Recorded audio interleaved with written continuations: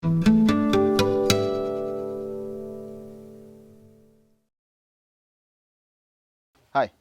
Prince Sivalo Mashang here. Welcome to Magriza Made Me Cook. So today on the show we want to feature Magriza's top 5 herbs. Just to explain the word Magriza. Magriza is slang in isiNdebele for uGogo. uGogo stands for grandmother, and that's my maternal grandmother.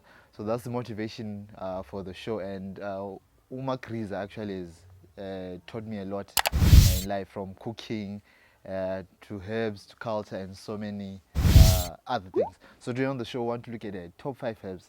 As you can see here, this is her garden. She loves herbs. I also love herbs. Welcome to the show.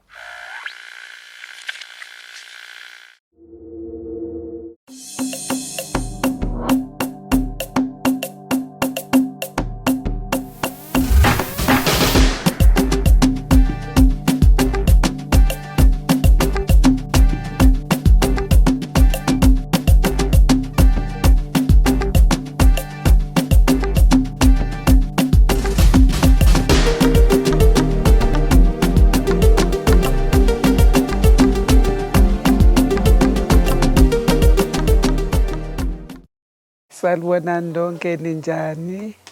Ama-herbs mina ngiwafunde kakhulu ngise-Christian Healthcare Services. Bangithatha ngafunda ngise-Harare. Ngafunda isikhathi eside ngifunda ngama-herbs.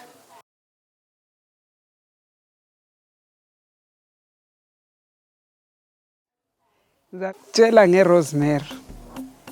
I-Rosemary nxa bebraya bayithanda kakhulu, abepheka izinkukhu zabo bayithanda kakhulu ukubraya ngayo. But igudu kakhulu ku-memory. Thina esesibadala so nxa ubona i-memory yakho ayisasebenzi kuhle, nathi tea yakho ye-Rosemary ntambama. Uzazizwa uphumula futhi ekulaleni kwakho ulala kuhle, uphumule. This is rosemary. When you combine rosemary and chicken, you get this nice aroma. Like, yeah, it's just you want to eat there. Also, you can use rosemary for your fries, for barbecues, for the fish. It's perfect. And also, rosemary is used as a natural scent in your bedroom. If you just take the shrugs and just place it around your bedroom, it will bring out that natural scent.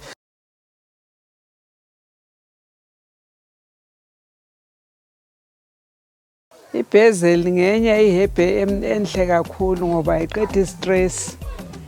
Nxa ungazizwa nje ule-stress zinathela tea yakho ye-Basil. Uzazwa futhi kujuluka usuke ekhanda kusehla amanzi usiya phansi. Uhle ubone ukuthi i-stress lesi sesiphelile. Siyayiqeda i-Basil i-stress. This is basil. This is my favorite herb. I think I'm now addicted to basil. So if you don't like the processed soups, you can use basil, the one that's crushed, that's like a powder now, into your soup, beef stew, chicken, fish. This is perfect for the soup. Also, on cleansing the body, you can also have basil tea.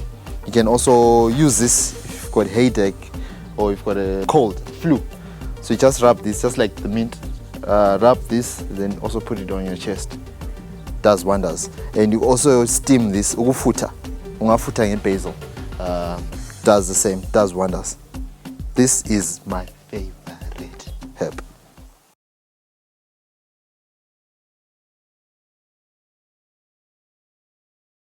I-Wormwood inhle kakhulu futhi emzimbeni yethu ngoba iyachitha inyongo ngaphakathi. Ungavela uyinathe inyongo iyachitheka ngaphakathi.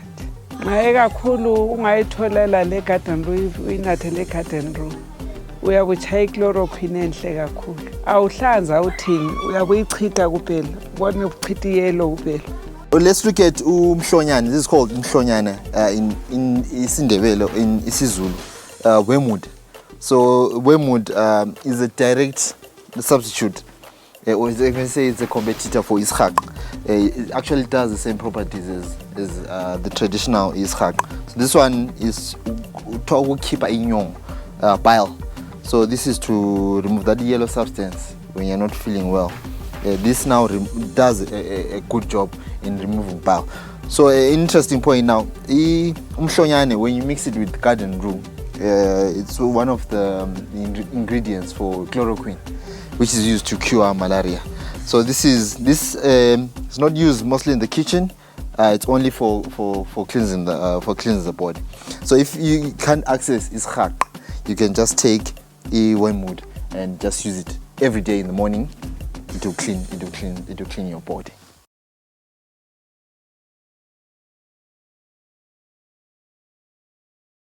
Fennel lela ngenye yebhe enhle kakhulu abantu bayilibala nje ukuthi beyisebenzise. I-blood cleanser icleaner igazi. Iyaliklina igazi ifennel nxa igazi lakho lingahambi kuhle emzimbeni.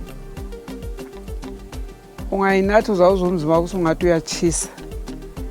Inhle kakhulu ukuthi umuntu ayisebenzise ifennel la kuma BP wona la. I-right kakhulu. This is what's called fennel. So this herb produces fennel tea and also fennel seeds. So the tea is good for cleaning your body, cleansing the body, and also removing other toxins from the body. Then the fennel seeds, you can use your fennel seeds in your salads. This is the fennel seed. So this one is common in Magriza's garden. There are so many the fennel herb.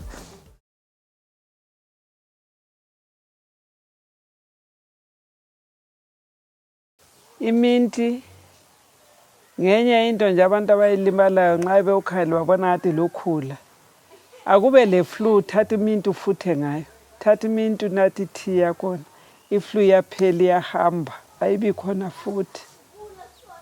Let's look at mint.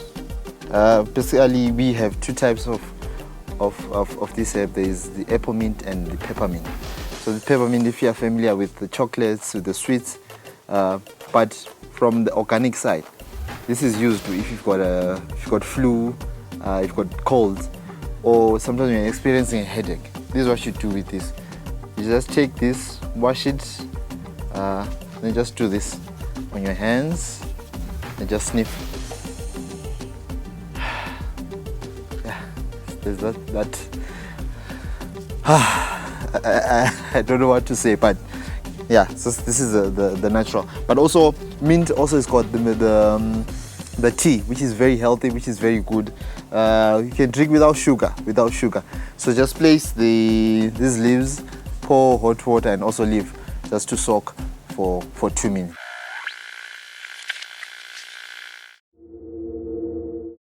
Ama-herbs lama nxa ngiwahlanyela ngiyahlanyela ilokhu zintanga. Amanye nxa ngiwahlanyela ngiyakhatha. Ngiwahlanyele ngikhathile. Ayabamba amanye ahlanyela intanga. Nxa njalo esevuthwe sengiwaharvesta. Nxa sengiwavuna lapha ama-herbs ami. Angiwafuni ahlale elangeni. Ama-herbs ami ngiwavuna ngiwafaka emthunzini endlini eclean engangeni ithuli, dust. Awome khona phana clean esendlini. Angoma ke sengiqasa uthatha ngigama ngwagige kuhle. Sengiwabeka kuhle. Lokuzifundela ukuthi lihlanyela into ezinye ama-herbs wona lamanenge esiwahlanyelayo.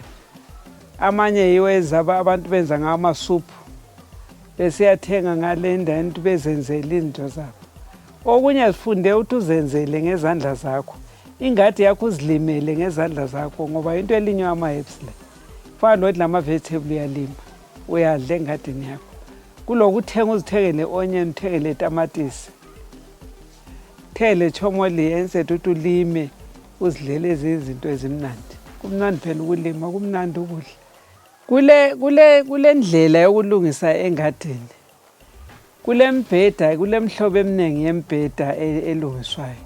Kuba labo raised bed ukuthi nxa izonqayela isini inhlanu lakho uzohlala ingakhukhulu. Uyakwanisa ukulungisa, uyakwenza i-half moon bed endaweni yakho yabokhaya ukuthi amanzi ageleze siya ngaphi. Lapho ogeza khona usifa amanzi ikwenza khona i-half moon bed yakho, i-half moon bed leyana uhlanelela phezulu into zakho, phansi kube ligodi lapho wenza khona umanyuwa wakho. Ungafaki umanyuwa lokhuzayo ofertilize ekudleni ngoba kuyabulala ukudla. Zenzele umanyuwa wakho ngokuthatha izibi zezozikhipha engadini lezi. Uphosele egodini zingaboli usufa engadini yakho simanyuwa enhle kakhulu.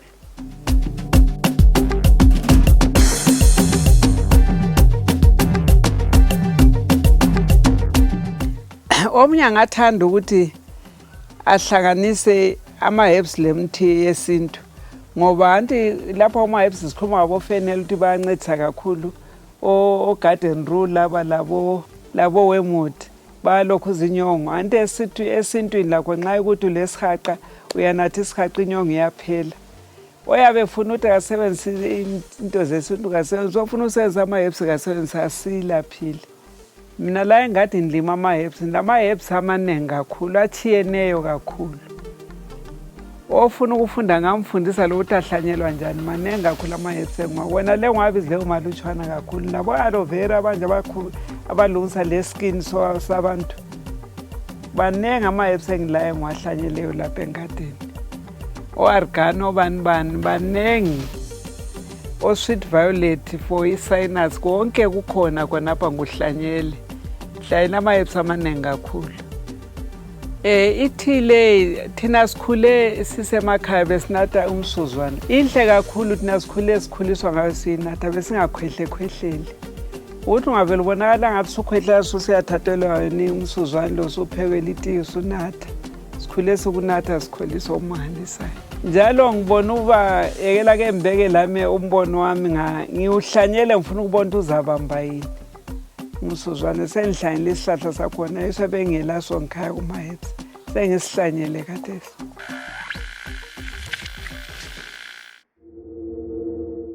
Ngiyabonga abazileyo bazwile lisale kahle ondinga uzangidinga khona lapha kulaba abafana ngilifundisa into eziningi ezizalincedisa kusasa labantwana benu siyabonga. So that's Magriza's top 5 herbs that she personally loves, although she's got other variety of herbs there in her garden.